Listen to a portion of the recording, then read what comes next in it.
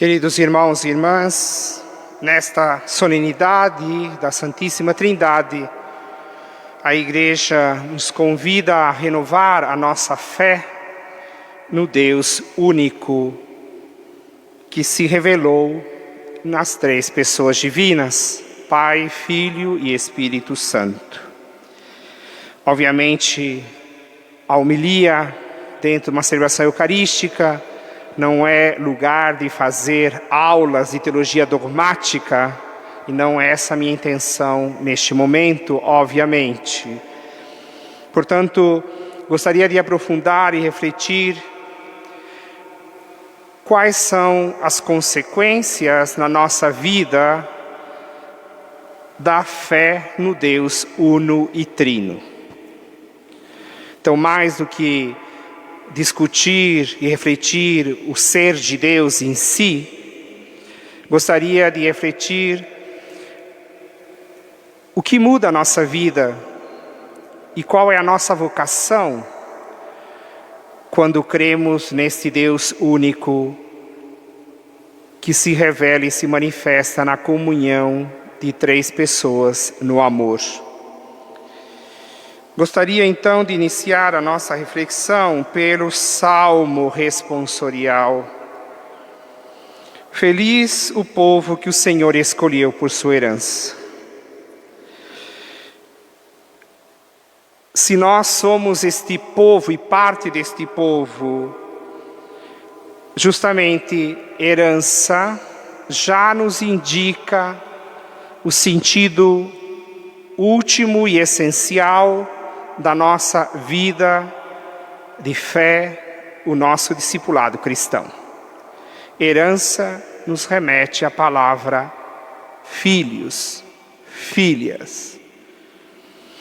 Então a nossa reflexão gira em torno desta experiência que nós recebemos gratuitamente, por graça, portanto, para que ela cresça e amadureça em nós.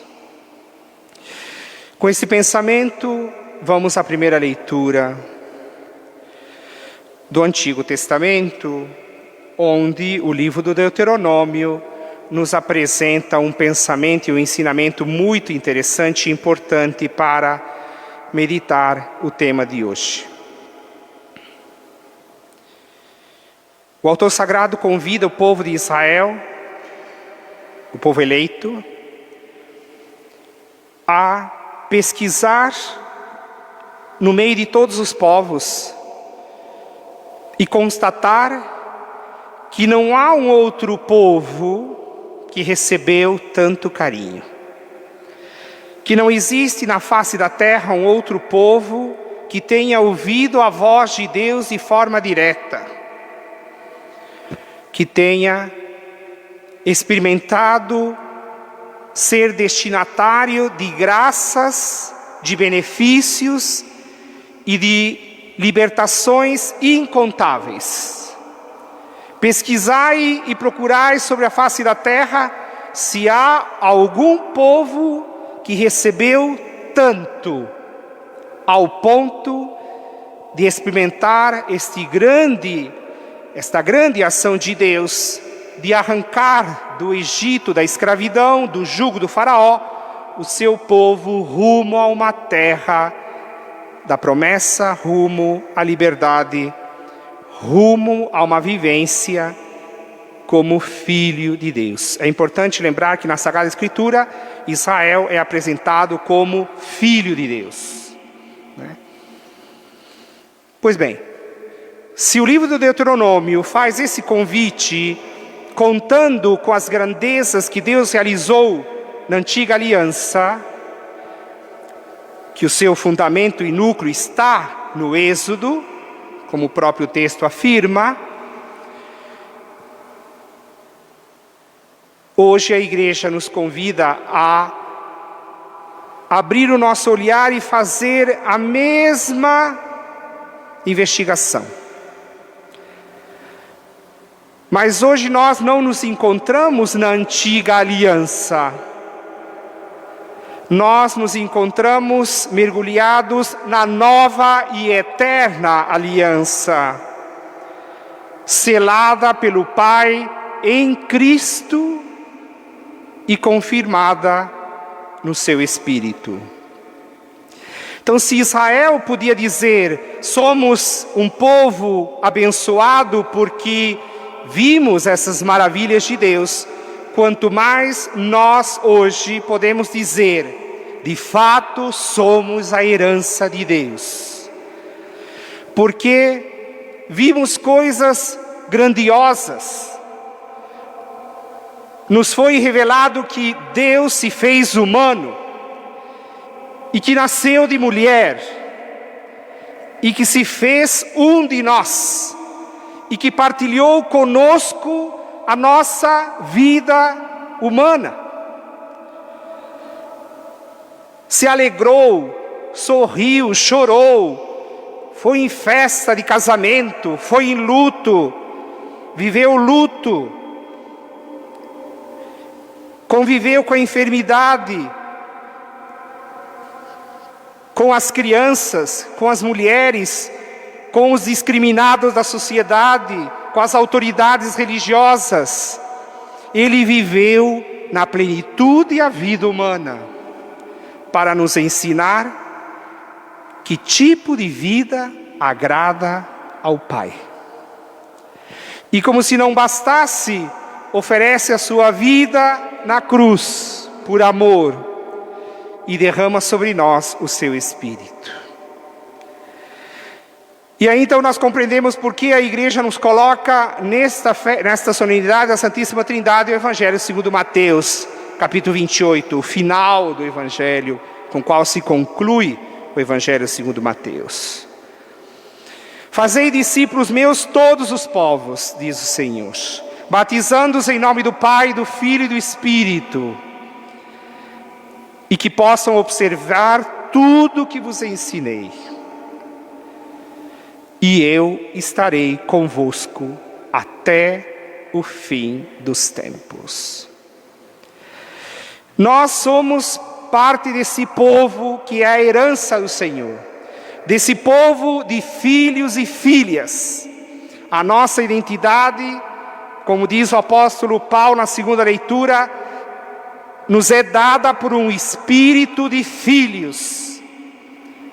E o apóstolo Paulo adverte: estai atentos, vede, vós não recebestes um espírito de escravos para recair na escravidão.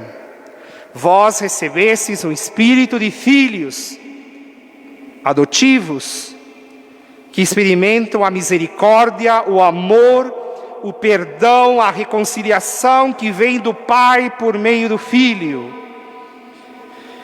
e que nós recebemos graça sobre graça.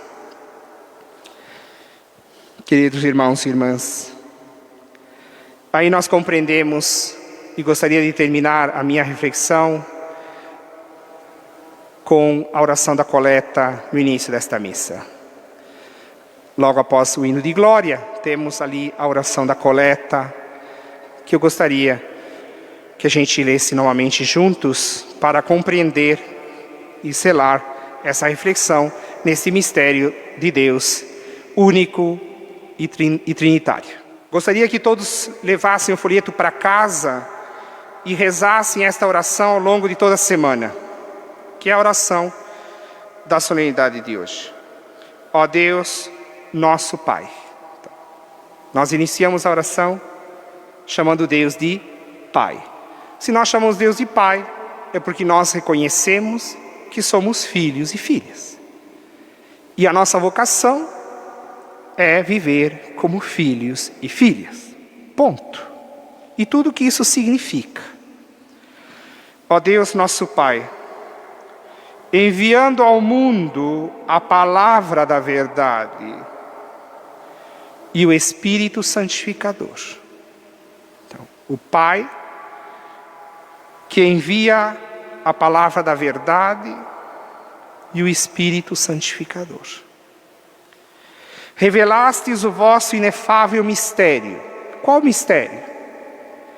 Esse mistério do amor divino na comunhão do Pai, da palavra da verdade, que é o Filho, do Espírito Santificador, que é o Espírito Santo. E aí então vem a súplica, a oração que nós levamos ao Pai. Fazei que, professando a verdadeira fé, qual é a verdadeira fé? Crer no Deus único, que é comunhão de amor no Pai, no Filho e no Espírito. E reconheçamos a glória da Trindade, reconheçamos a glória do amor trinitário, da comunhão do Pai, do Filho e do Espírito, que nos convida a participar desta relação de amor.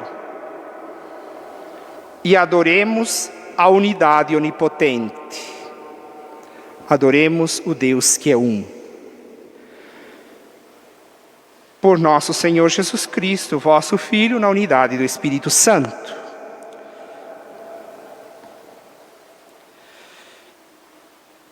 Então, qual é o modo de viver como filho e filha de Deus?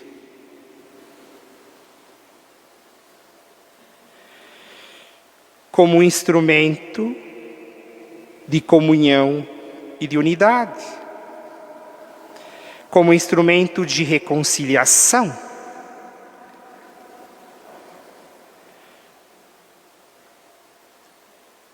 no reconhecimento da diversidade que existe em Deus. Existe uma diversidade em Deus, Pai, Filho e Espírito. Então, gente, pelo amor de Deus, se existe diversidade em Deus, que é o princípio e a fonte de tudo que existe, por que a gente teima em negar a diversidade que existe entre nós? E por que a gente fica querendo enquadrar todo mundo num único esquema? Todo mundo tem que pensar igual.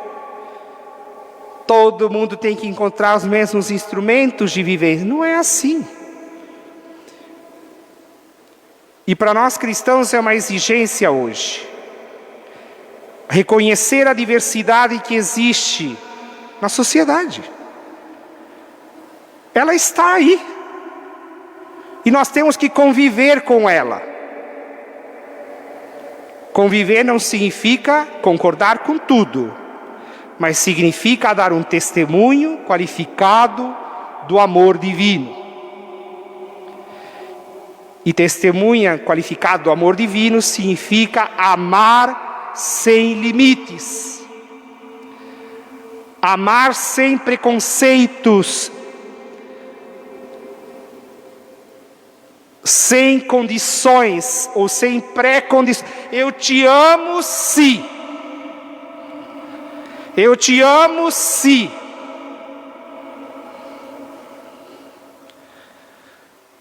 Isso não é amor. Nem aqui, nem na China, e nem em lugar nenhum.